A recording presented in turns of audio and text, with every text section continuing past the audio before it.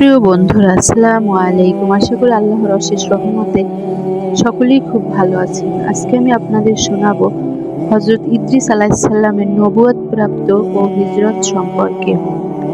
হযরত ইদ্রিস আলাইহিস সালামের যখন মানুষের ভালো মন্দ বুঝার বয়স হয়েছে, তখন তাকে নবুয়ত প্রদান করেন। নবুয়ত প্রাপ্ত হওয়ার পর তিনি খারাপ লোকদেরকে হেদায়েতের পথে আসার জন্য আহ্বান জানালেন, কিন্তু দুষ্টু লোকেরা নীরব নবীর কথা কর্ণপাত করল না। অতি অল্প সংখ্যক লোক তার আহ্বানে সাড়া দিয়ে ইসলাম গ্রহণ করেছিলেন। হযরত ইদ্রিস আলাইহিস সালাম এ অবস্থা দেখে শেষ পর্যন্ত বাবেল থেকে হিজরত করার ইচ্ছা করলেন।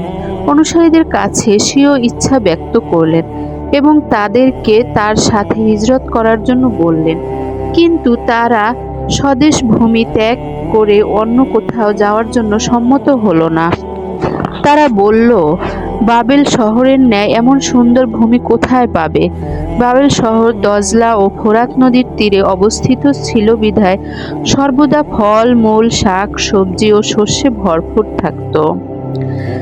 তথায় কোনো কিছুর অভাব ছিল না। সেখানের অধিবাসীরা পরম সুখে জীবনযাপন করত। তাই বাবেলের লোকজন বাবেল শহর ত্যাগ করে অন্য স্থানে বসবাসের জন্য কোনো অবস্থাতেই রাজি ছিল না।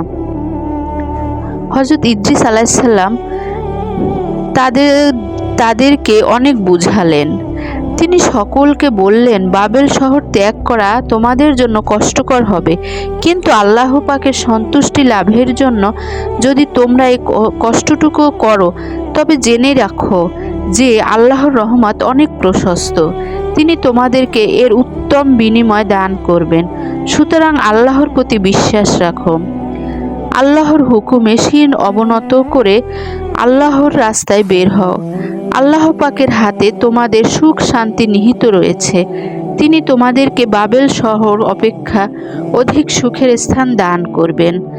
এসব সান্ত্বনামূলক বাণী শুনে অবশেষে তার অনুসারীরা তার সাথে হিজরত করতে সম্মত হলো।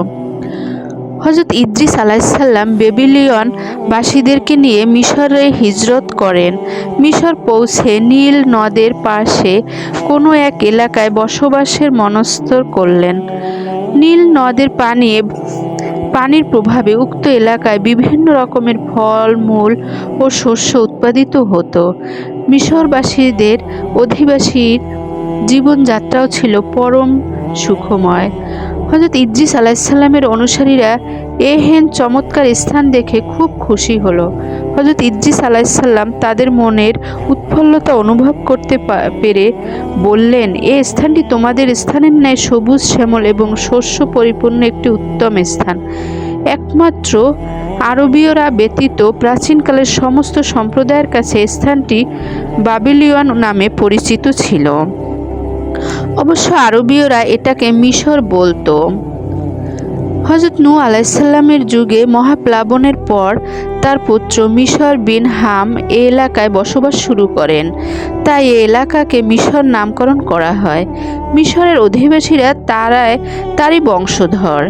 হযরত ইদ্রিস আলাইহিস সালাম ও তার অনুসারীরা মিশরে বসবাস করার সাথে সাথে আল্লাহ পাকের আহকামের প্রচার এবং সৎ কাজের আদেশ আর অসৎ কাজ হতে মানুষকে বিরত থাকার দায়িত্ব পালন করতে থাকেন। হযরত ইদ্রিস আলাইহিস সালামের যুগে মানুষ ৭২টি ভাষায় কথা বলতো। আল্লাহ পাকের রহমতে হযরত ইদ্রিস আলাইহিস সালাম ৭২টি ভাষায় আয়ত্ত করেন এবং যে এলাকার লোক যে ভাষায় কথা বলতো তিনি ওই ভাষায় তাদেরকে আল্লাহর দিকে ডাকতেন। বন্ধুরা, আমার ভিডিওটি আজ এ পর্যন্তই। সবাই শুনবেন, ইনশাআল্লাহ সবার ভালো লাগবে।